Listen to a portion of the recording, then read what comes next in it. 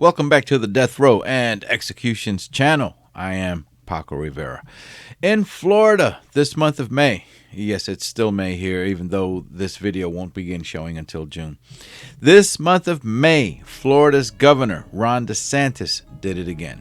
He signed another death warrant for an inmate who's been on death row for a long time, with the execution set to take place on June 15th. It seems DeSantis is making it a monthly habit of signing these warrants to carry out a death sentence.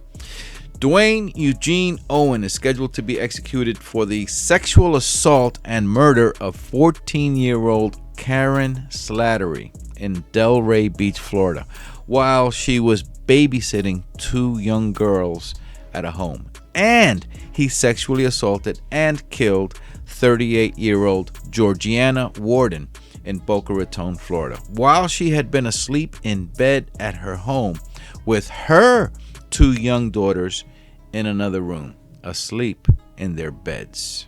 Duane Owen had gotten himself into a lot of legal trouble before he committed those brutal murders.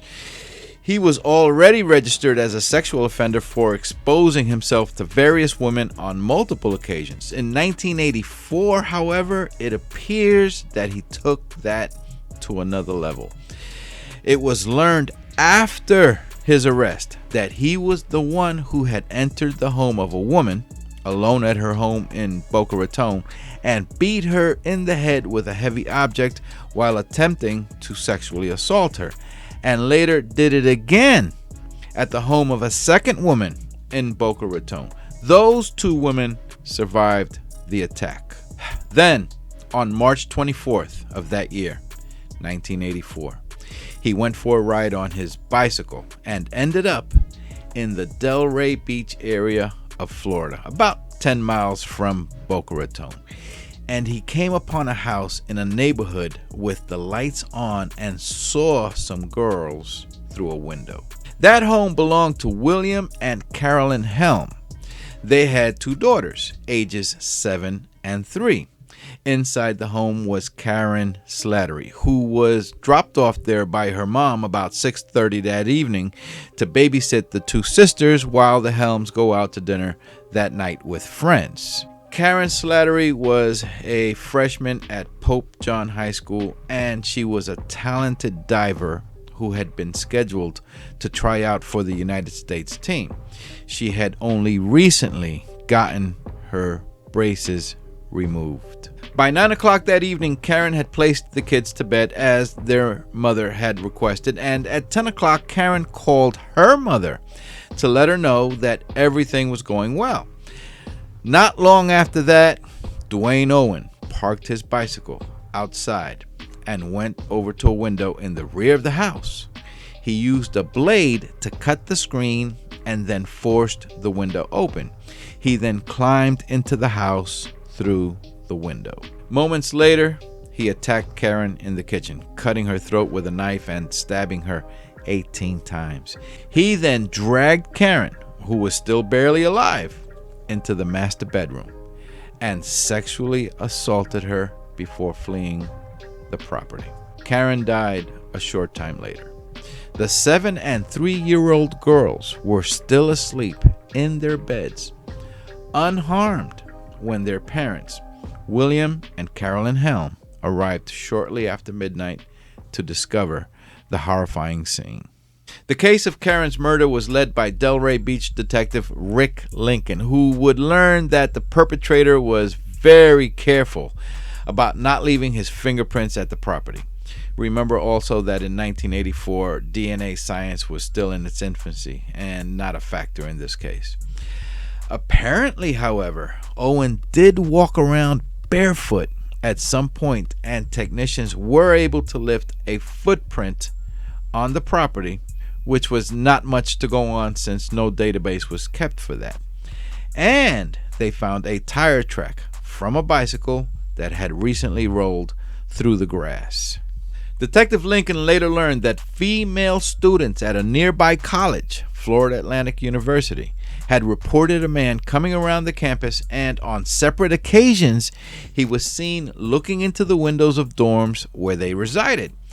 And the man had also exposed himself to other young women around campus. There were multiple reports filed with police about this, and one of the female students had taken the time to draw a sketch of what the man looked like and gave that to a cop.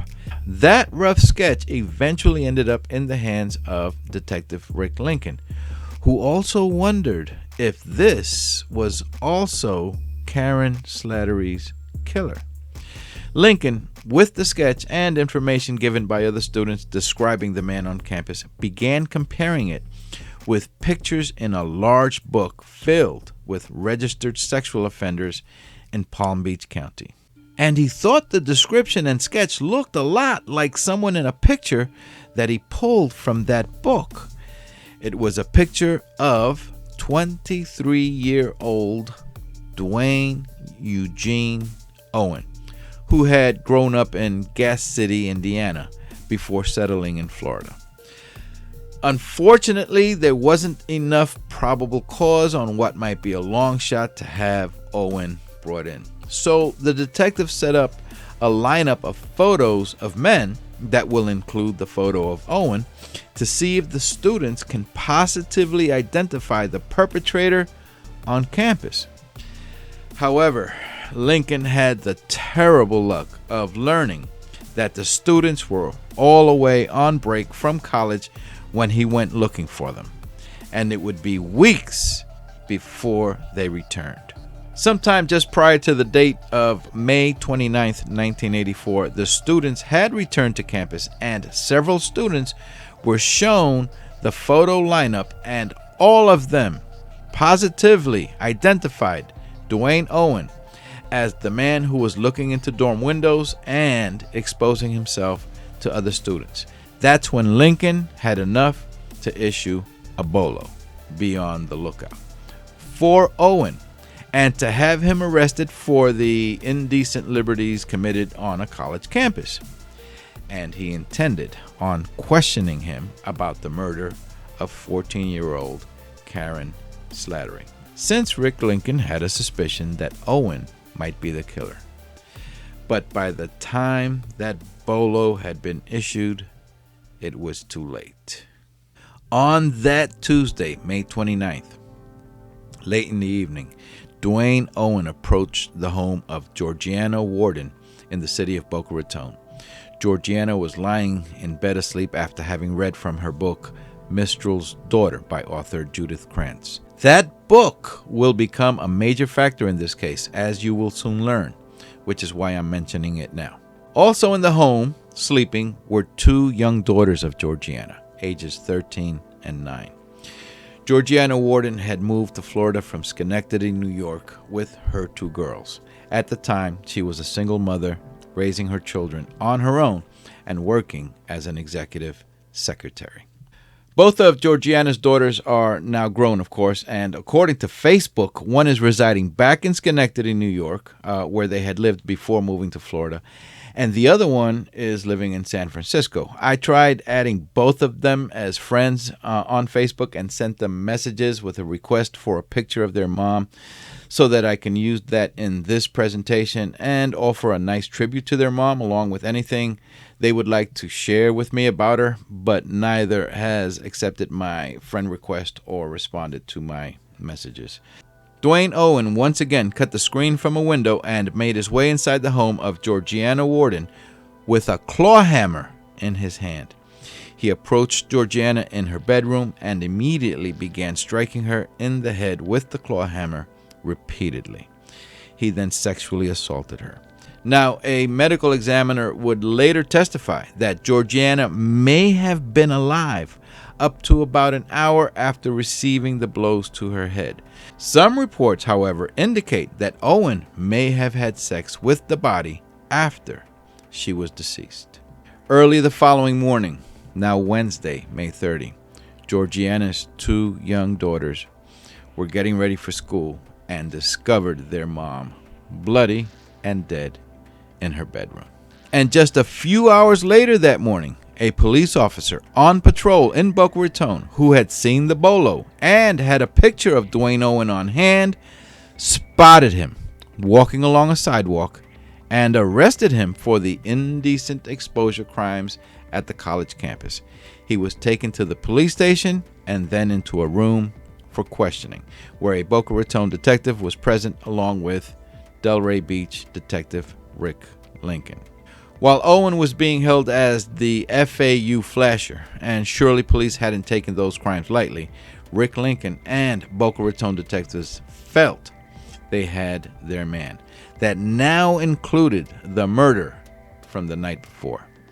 And they looked to get a confession from Owen, but Owen continued to deny over the following days of questioning that he had anything to do with any rapes or killings. And then the forensic lab reports came back. Remember the Mistral's Daughter book that Georgiana had been reading? It was found on the nightstand beside the bed. And apparently, Duane Owen had touched it. His fingerprint was lifted from that book. They also concluded that his footprint matched the print lifted on the property where Karen Slattery had been killed. Lastly, semen found at both crime scenes matched his blood type. When confronted with all the evidence, Owen finally gave a full confession. Detectives also noted in their report that Duane Owen showed absolutely no remorse at all when confessing to those crimes. This case was presented on the Investigation Discovery Channel in their series Your Worst Nightmare in an episode called He's Out There, Season 4, Episode 2, if you want to have a look at that. Duane Owen was sentenced to death in the year 1986, 2 years after the brutal crimes that he committed in 1984. He has been on death row for 37 years, which is only 1 year less than the age of his victim, Georgiana Worden, who was 38. On death row almost as long as the time that Georgiana had been alive.